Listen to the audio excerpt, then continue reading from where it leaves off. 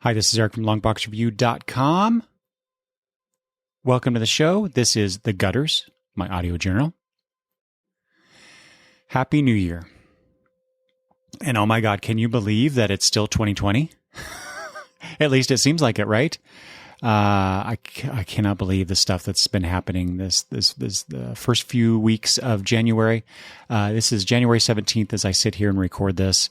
And my God, I thought after the events of the election that things would, I don't know, be better. Obviously, I was wrong, considering what happened in the nation's capital earlier in the month. I can't believe the level of idiocy that is going on in certain segments of the country. Can you believe this stuff? This crap? I was reading just the other day. So we had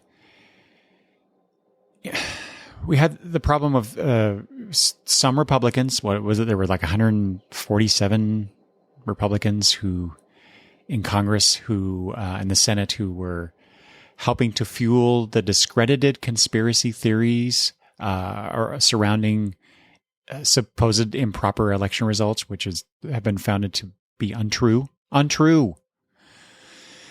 and trying to overturn a democratically elected president. and then fueling that into what became a mob invasion of Congress.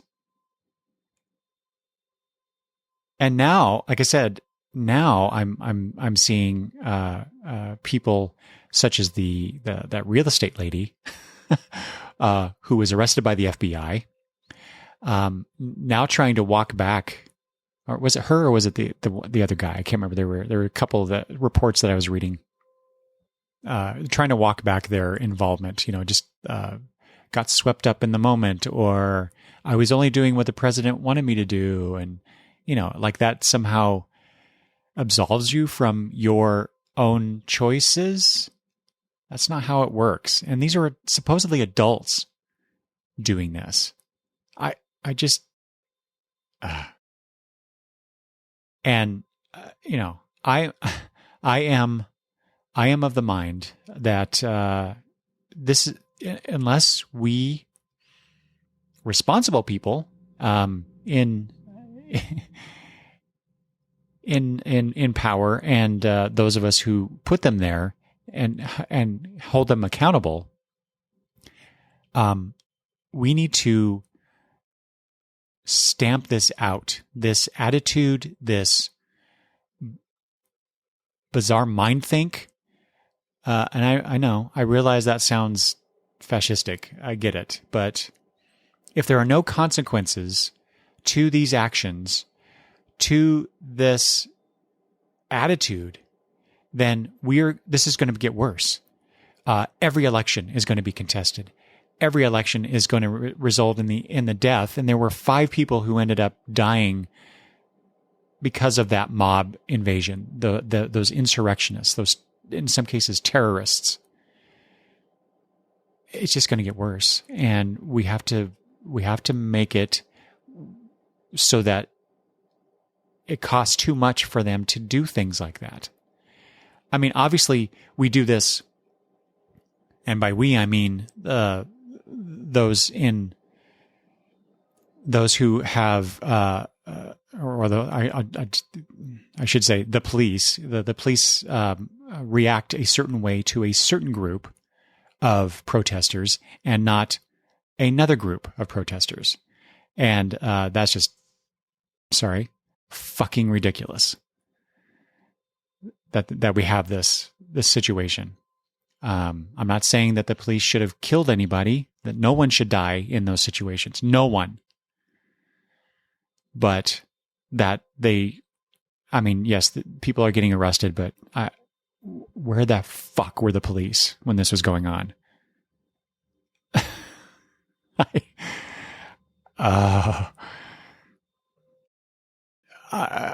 I am disgusted by this. I'm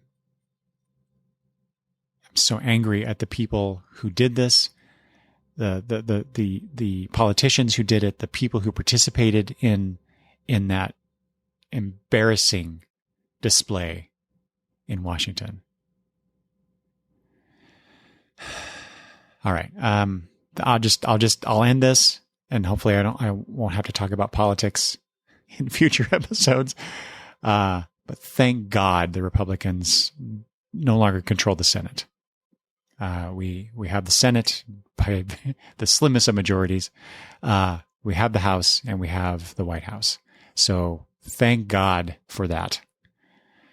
That won't stay. I know. Come midterm, that's going to change. I know. Because this country is just screwed up. Screwed up. All right, I'm done. I'm done with politics. January 20th, which is only 3 days away at this point, cannot come soon enough. And yeah, go the fuck away, Trump, forever and always. Okay, done. How was your holidays? I'll tell you what. Compared to Thanksgiving, Christmas was much better for me this year. Not the least of which, prior to Christmas, was because my daughter, Brittany, had her second child, a son, Hudson Isaac, on December 7th. So my family has a new member, and both mother and baby are doing fine. The only problem with all of this, of course, is that because of the pandemic, my daughter's taking this very seriously, as she should, for her newborn. I have not actually held Hudson. I actually, I haven't hugged my daughter in months. So, that's, the bad thing about this, but, I did go down. I think it was 2 weeks after he was born. I did drive down to the Boise area where my daughter lives and had an outside porch visit. So they were inside. Me and Madison and Gabby were outside, and we sat there with our phones on speaker, talking to each other. So I at least got to, I was 2 feet away from both my daughter and grandchildren. So I had a lovely visit, and then my wife, who had been staying with Brittany to help out with the baby, and also our Brittany's 3-year-old Hadley, while they were preparing for the birth of the baby, and then after. So my wife had been away for a while, and I talked about this in the last Gutters episode, which is the reason why I was home alone on Thanksgiving. Anyway, so that's the time when Kitra was coming back home, so that she could spend Christmas with me and our other 2 granddaughters, Maddie and Gabby. But before we did that, so after that porch visit, we went to a drive-through Christmas light show that was down in the Boise area. This is something that apparently is, I think we read that it started, or at least was in Salt Lake City and other areas. It seems to be expanding, and so you just kind of you tune your radio to a certain station, and they're playing Christmas collection of Christmas music as you drive through this light display. And at first when we were talking about it, I'm like, yeah, that sounds cool. And then when we got there, I was like, wait a minute, this is it? And I was like, oh man, I don't know if $35 was worth a carload of people to drive through this. But then once we actually started driving through it, I was very pleased. It was a lot of fun. It was a great way to have most of my family come together at the same time and start celebrating Christmas. So anyway, then we came back home. I think if I remember correctly, I had taken, that's it. I had taken that next week off. So the week leading up to Christmas, I had taken that off from work so that I could spend time with Kitra and Maddie and Gabby. We watched Christmas movies and specials. We did some family activities as well. We made Christmas cookies one day. Another day we painted, I painted a Christmas tree. We also did string art. So, that they have a bunch of nails. You pound some nails into some wood and then take some string and you make, like me, it was the pattern of a star. With yellow string. So it was a star. Never done anything like that before. Was not entirely pleased with the result because I didn't quite grasp some of the nuances of string art, and you'd be surprised that there are some. Kitra actually she decided to redo hers because she did not do it correctly, to her liking. So she unraveled it and then redid it. And I thought there was something else. I think we played some games, probably the DC Hero card game that we always like to play that. And then we had, Christmas came and, we did our usual open the presents and, ate food and, just kind of hung out. I think maybe that was the day we played some games, but again, because of the pandemic and us not wanting to risk either being exposed to or possibly even exposing others to the virus, we stayed home. And it's probably the first time that I can even recall, really, where we stayed home the whole day. Usually what we do is we will get up and celebrate Christmas as a family, and then we will go visit other family members that are in the area. And we didn't do that this year. Of course, we also normally go spend some time, depending on the timeline, either Christmas or post-Christmas. We go down to Boise to celebrate that with our daughter and her family. And also try to arrange it so that I spend my birthday down there with my daughter. And that did not happen this year either. So anyway, just like when we were kids, at least I did. I always, whenever I had Christmas, after the family stuff was over, I would always call my friends I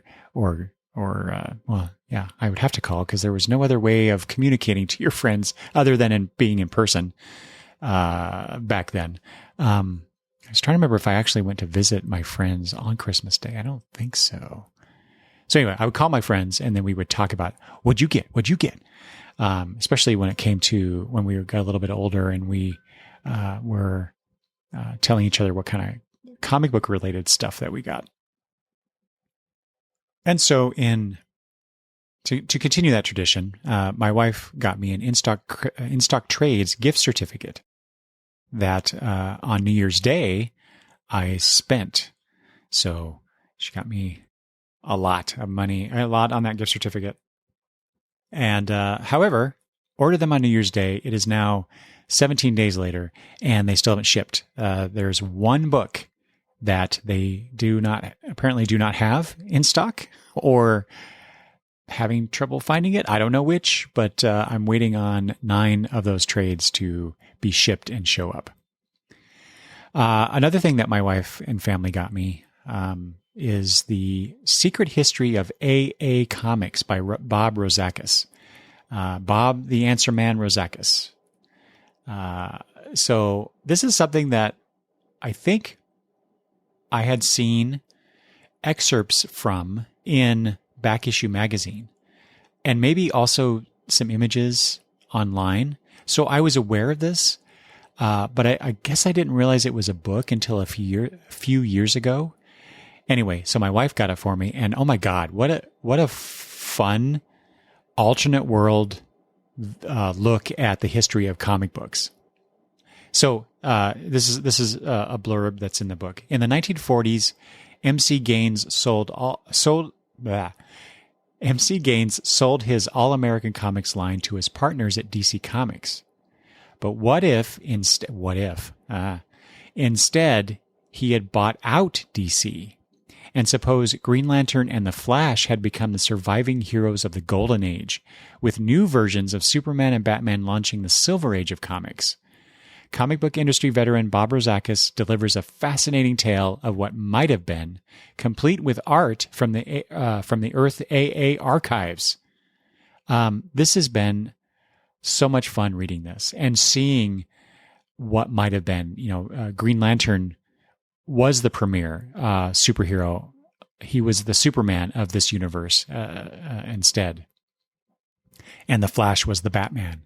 So yeah, very, very interesting, and seeing the new designs of Superman and Batman, or launching the Silver Age of comics. It's just crazy stuff.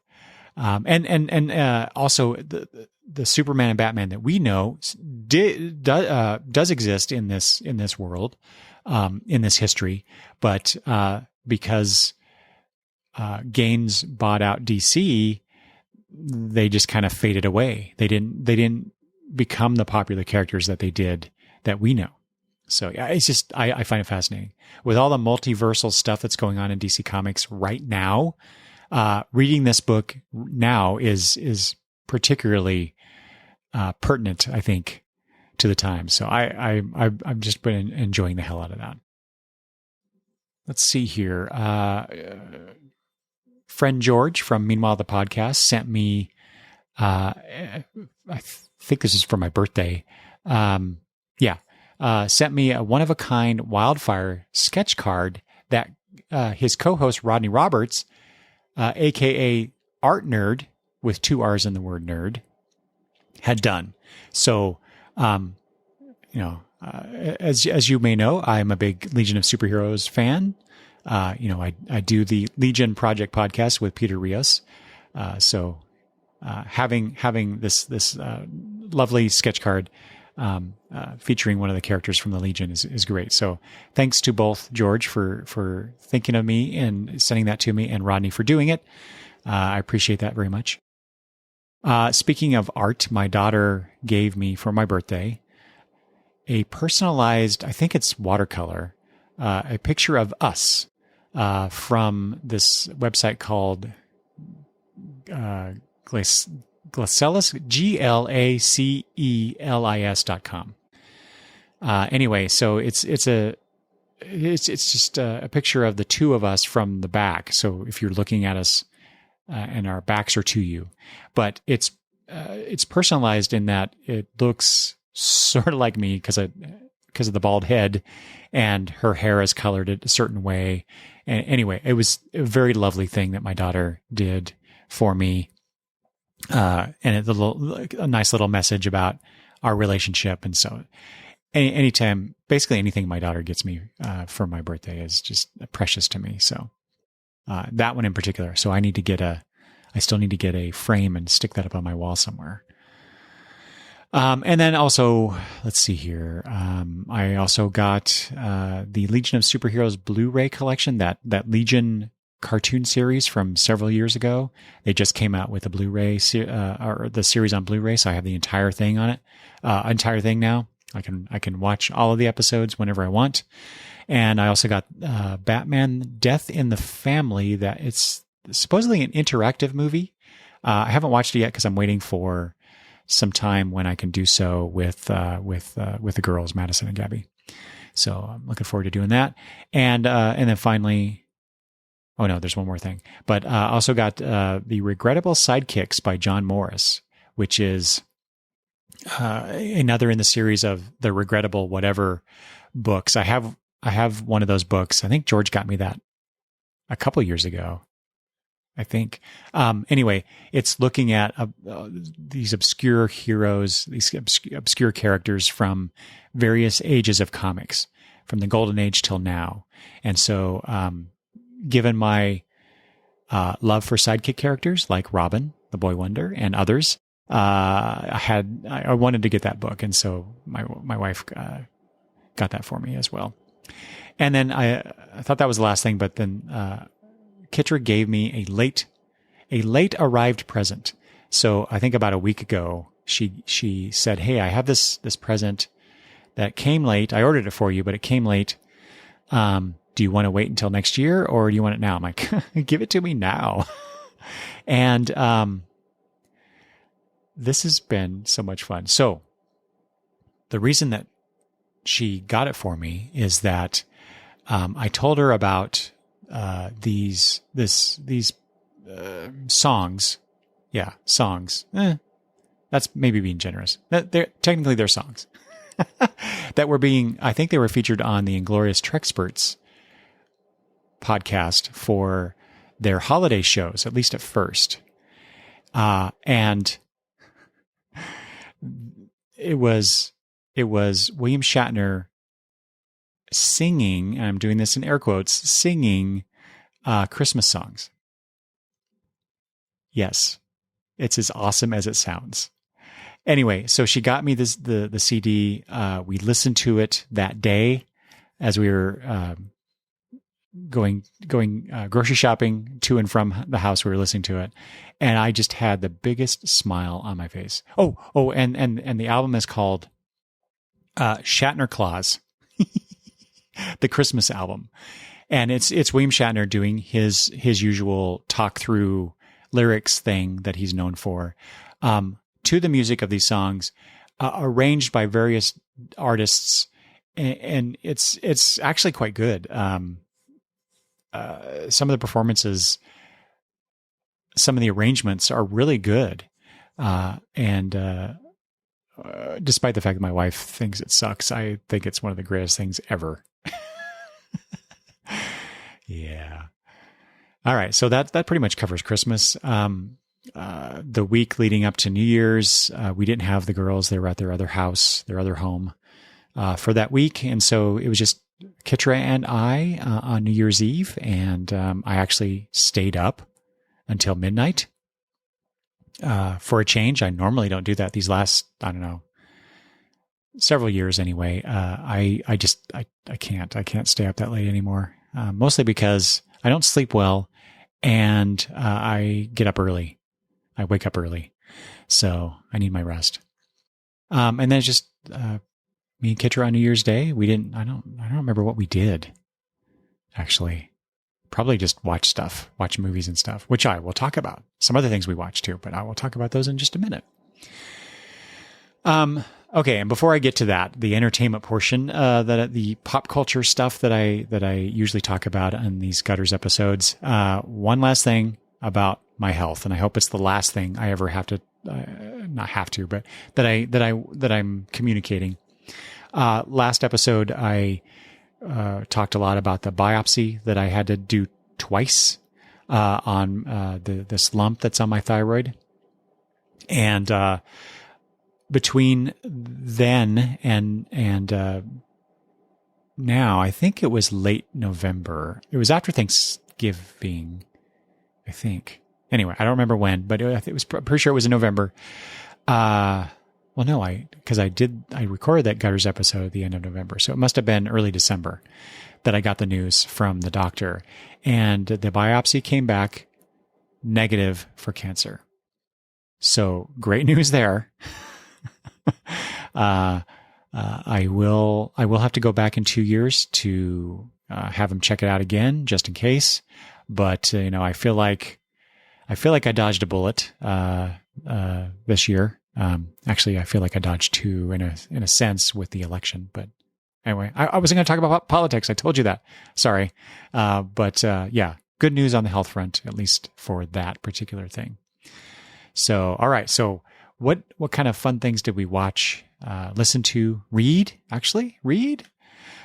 So after Kitra got back from visiting Brittany, she had already watched this series, but she really wanted to watch it with me, and I wanted to watch. So this is the latest season of The Crown. I think it's season 3. We ended up watching. So like I said, the week after Christmas, we did this, and the girls weren't here. So I get home from work, and after dinner, we'd sit down and we'd watch 2 episodes of The Crown almost every night. I think it was almost every night. Anyway, wonderful series as it has been. I will say this episode or this season, which was more about Diana as the royal family worked through the 80s and dealing with Margaret Thatcher and everything that's going on at that time frame. The royals are kind of awful people based on the crown. I don't want to say, don't want to disparage folks that I don't know, but boy, if there's any truth to what we are shown in this series, I did adore, though, the portrayals of Diana and Margaret Thatcher by the actresses. Gillian Anderson, who played Thatcher, deserves some sort of award for her portrayal. It was brilliant, wonderfully done. Another show that we started watching, I think, because we were running out of things to watch together. So, my wife has her shows that she likes to watch that I don't care for. I have shows I like to watch that she doesn't care for. And so when we find something that we do like together and want to watch together, we do that. And we just kind of power through things. So we did The Crown. And then next was, although not in a short time period like The Crown, but, The Mandalorian season 1. I finally got to The Mandalorian. And yes, I too fell in love with Baby Yoda. I mean, excuse me, the child, or some other name that I heard that he got in season 2. So yeah, the child, or Baby Yoda, adorable. Yes. The show generally, though, it's fine. It's all right. Nothing spectacular there. I actually got more excited about the concept art that they show at the end of every episode over the credits or during the credits than I do the actual show. I mean, it's done fine. It's a finely crafted piece of television entertainment. But this show is really. What is it? It's a Western. First of all, that's the genre, really, or at least it's an homage to Westerns.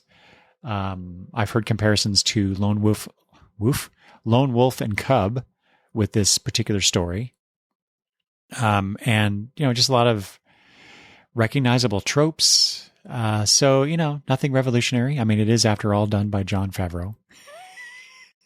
Send your hate mail to. But I found it entertaining. We will be watching season 2 for sure. And then just recently, Zoe's Extraordinary Playlist returned. Thank God. We've only 2 episodes have been released at this point. But man,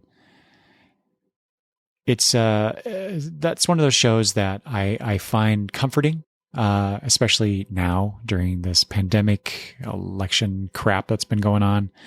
But I just read yesterday that the show is going on hiatus in February until sometime in the spring, which, I do not like that. Do not like NBC, or is it ABC? I always forget. I think it's NBC. All right. I remember what we did at Christmas Day, while we were just kind of hanging out. We did what I'm sure a lot of you did, which is watch Wonder Woman 1984 on HBO Max. So, given that Wonder Woman 1984 was going to be released to HBO Max at the same time it was out in theaters, and we weren't going to theaters, I signed up for the service. And boy, let me tell you, they didn't waste any time in processing my $15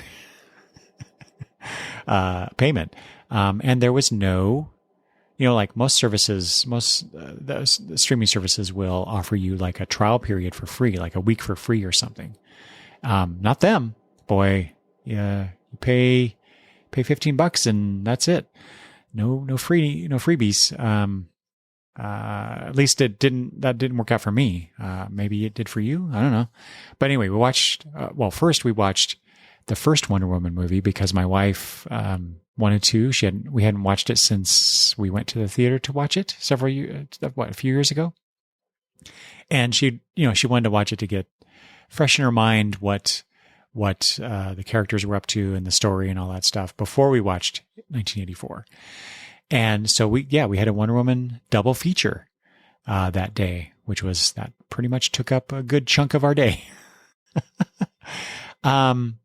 Okay, so what did I think of Wonder Woman 1984?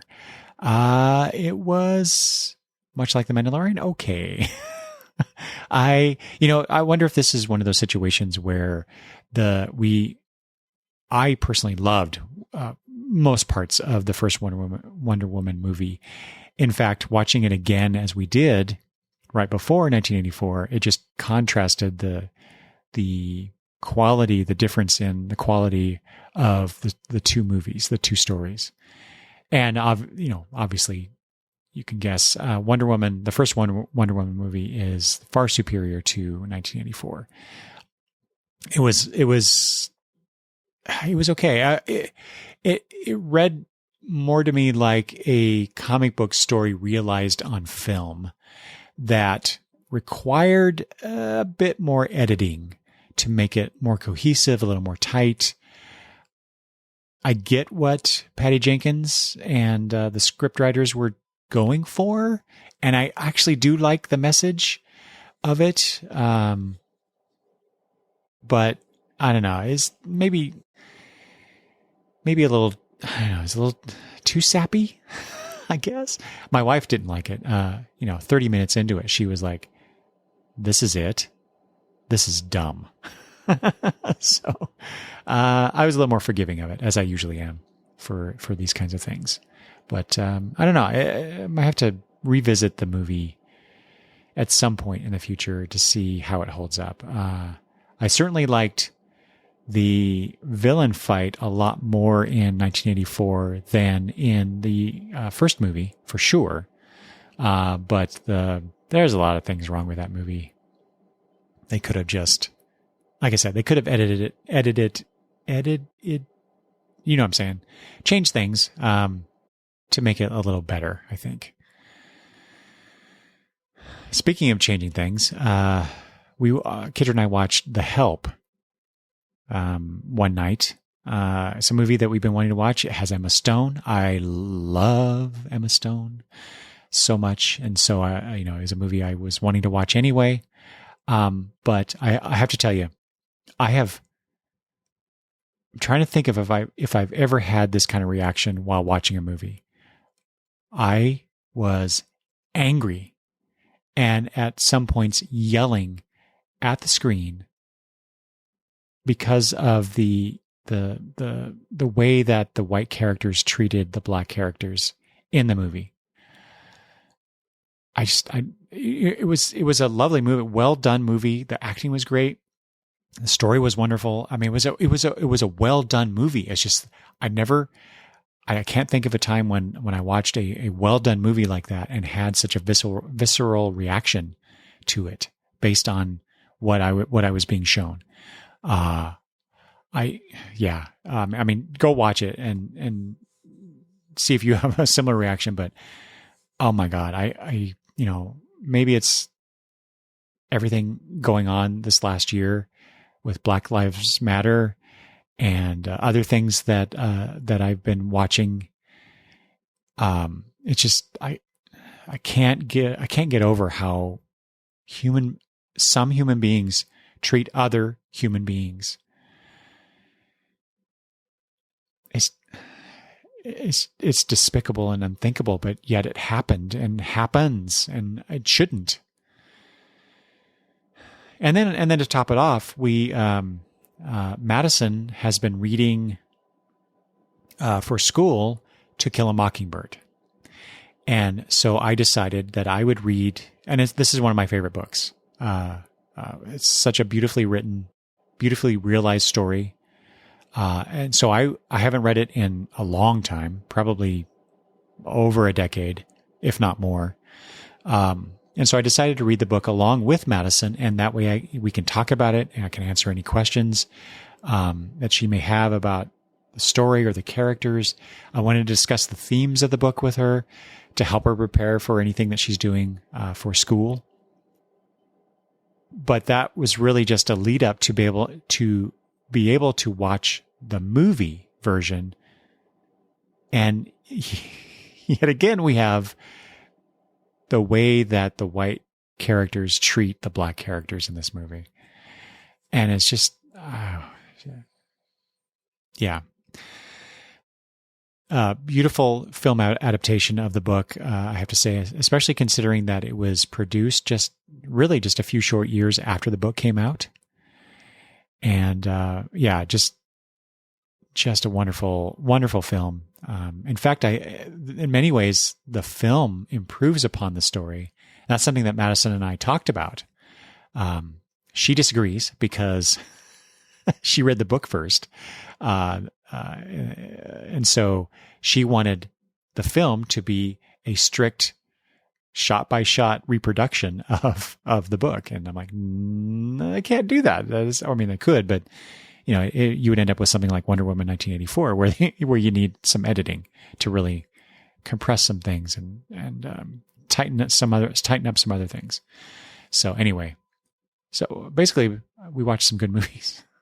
And then just last minute addition to this, because last night my wife and I watched The Man Who Would Be King, which is a 1975 movie starring Sean Connery and Michael Caine, based on a Rudyard Kipling story. Kipling in this film was portrayed by Christopher Plummer. So I've been on a kick, and I think I'm pretty sure I talked about this last Gutters episode, where I am wanting to watch a bunch of what are considered classic films, and this was on the list. Thanks to the 430 Movie Podcast. So thanks, guys, for all this. But we watched it. It was an interesting movie. Not what I expected. But man, the characters that Caine and Connery portray in this are just great. They did a great job of realizing these characters, these flawed, over the top, enterprising men who take advantage of these people in Afghanistan. So yeah, it's a very interesting film. And the ending was just something I never would have expected, based on the tone of the film, pretty much all the way through until the last, 45 minutes of it. So anyway, you should check it out if you're interested, especially if you're a Connery fan or a Michael Caine fan for that matter.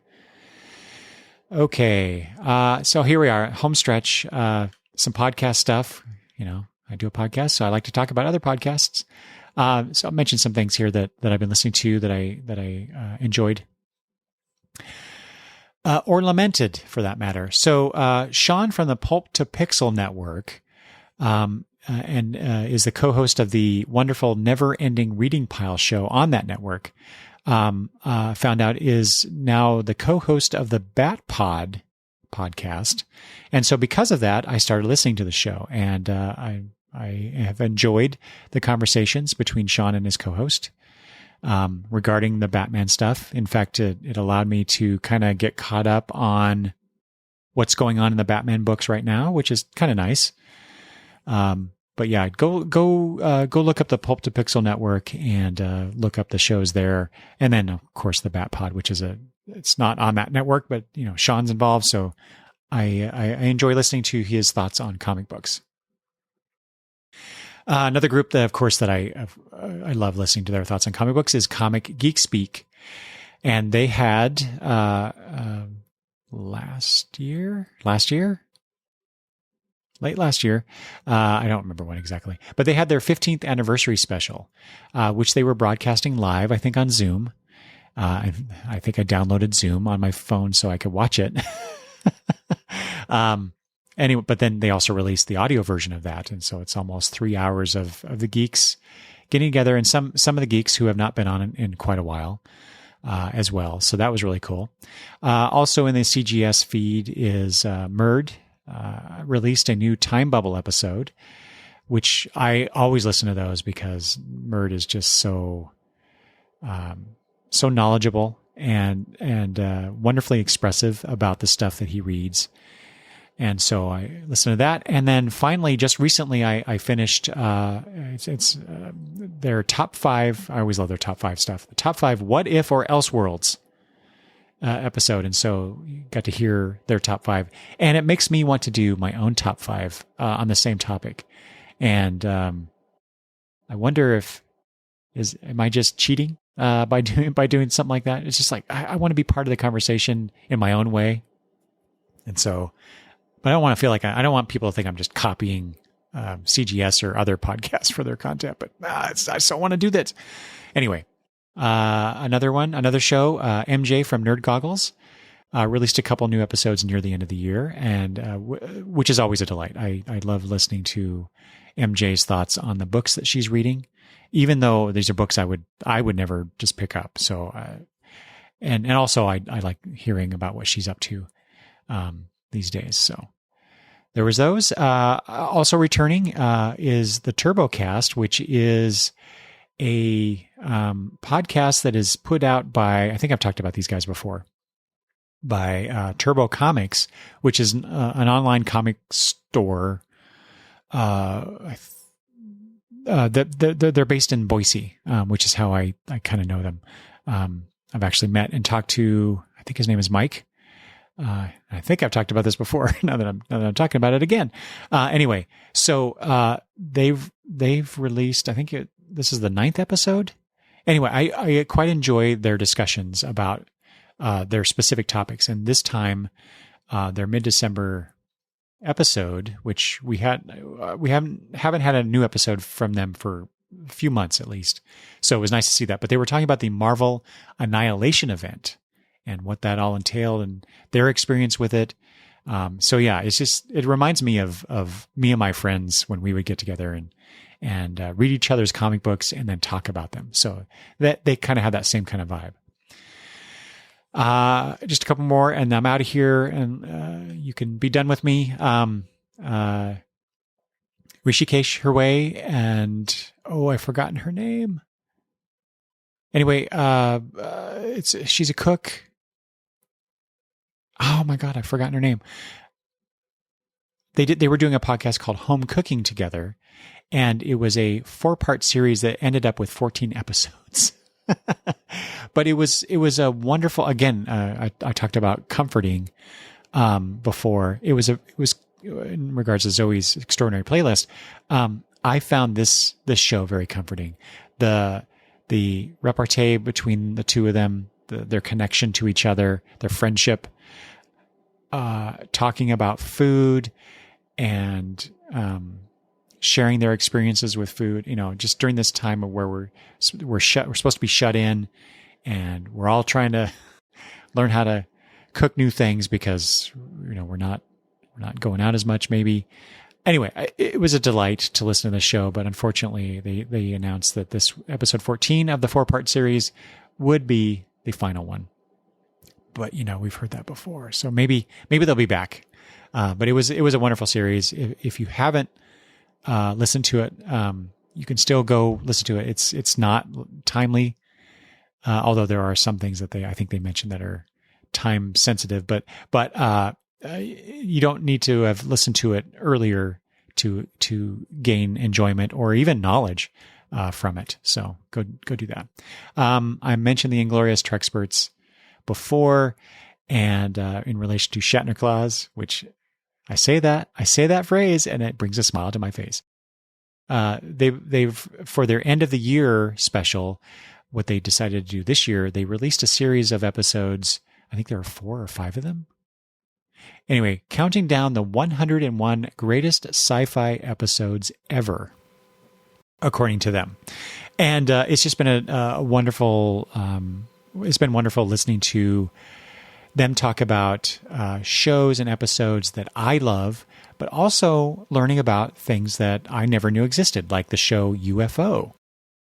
And so now I really want to watch it. And then, there are certain episodes of other shows that now I would love to go watch some Buck Rogers again. What's the other? There was some other show that they were talking about. UFO was one. Yeah, I can't think of the other episode or the other show. But it makes me Space Above and Beyond. That's the one. I really want to watch that series again. Or not again. I've never watched it. I've only seen snippets of episodes over the years. But unfortunately, some of these shows are really hard to find. They're not streaming anywhere. If they released a DVD series, they're out of print and really expensive. So anyway, I'm on the hunt to watch some of these episodes that they've highlighted in their show. And that brings me to another close to the gutters. Thank you for enduring my tirade from earlier. And how are you doing? How are things going with you? I hope well. I hope the new year brings you joy and success and comfort. And I hope this pandemic we get this defeated. The vaccine works. We can finally, but intelligently, start integrating or returning to our previous lives, so that we can be with our loved ones. We can go see shows and go experience things as a collective entity. Like, Comic-Cons and other things. But boy, my wife and I have been talking about this. Even if we are vaccinated, I don't know that I would go to, say Rose City Comic-Con in the fall. If they have it, this year, I would probably, wait out any cons or any like concerts or shows or movies, for the foreseeable future, maybe not until next year. More importantly, of course, when can we go visit and spend time with my daughter and her kids? That's the most important thing to me right now. So, like I said, stay safe, be kind to one another. We'll get through this. And with that, I leave you. Thanks for listening. Bye-bye.